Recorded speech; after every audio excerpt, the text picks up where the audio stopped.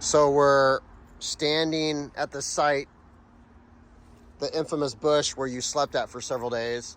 My question to you is, what message do you have to any current homeless street addicts out there right now that are going to watch this?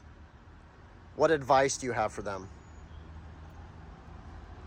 You know, I think it took me being able to step outside of myself just a little bit and look at what I was doing and realizing it was not working anymore.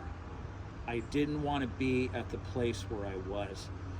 And it was the help that helped me. You know, I called you in desperation and you said, here's the rules you have to follow.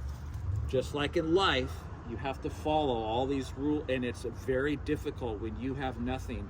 It's very challenging. It is extremely challenging to get back on your feet. But I think me stepping outside of myself and looking at my situation and realizing it was not working anymore. For the first time, I was like, this is not where I want to be in life. And having that self-reflection and finding it somewhere deep inside of me to say, enough is enough, and the old saying, like, sick and tired of being sick and tired. And I have to believe this. If you are at an extraordinarily low point, 70 pounds underweight, starving, miserable, everything, freezing, literally freezing, if you can do it, they can do it. Yeah. Yep. Everyone has that strength in them. There's going to be challenges no matter what. You can't go through life without challenges, and it's very tough, but people, I did it. People can do it. It's not easy by any means, but you know, I think one of the main things is you have to forgive yourself. You really have to forgive yourself for the things that you had been doing and what you're doing. You have to loosen up on yourself a little bit. Well said. All these things that have happened to me up until this point have made me who I am today.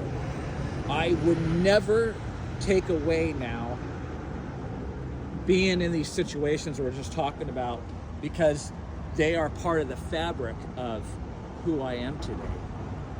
And, you know, you start thinking, oh, I want to take away this and I don't want this to happen. Well, those are pieces of our lives, and that's who we are today. That's, you know, and I don't take away anything that has happened to me, you know, and I continue to have challenges, but that what makes me, you know, it makes me stronger. All these things, you know, you can't have all these, it gets boring having all these good things happen all the time. That's just not the reality of life. So I forgave myself a long time ago, and the people around me, about everything that has happened, you know, and I think that just comes with my age, being older and being more reflective and accepting everything that has happened to me. You know? Interesting is you and I shared the same bedroom growing up for the most part. We had the same parents, the same opportunities, the same school. People oftentimes wonder, and it's not just our case, but many cases, how does one person end up on the streets while the other person doesn't in the same identical situation?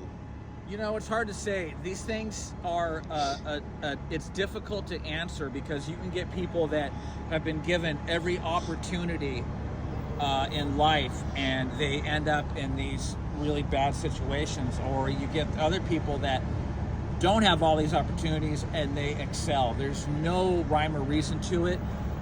I do know that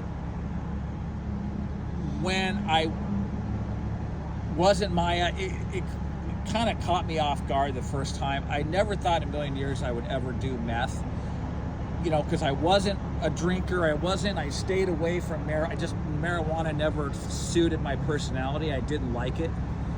But it was like one of those things, the first time I did meth, it was, talk about a changing point. It put me it completely altered my whole life. And I think someone who's a meth head can understand that that's all, it was all consuming. It just completely took over my life, I think.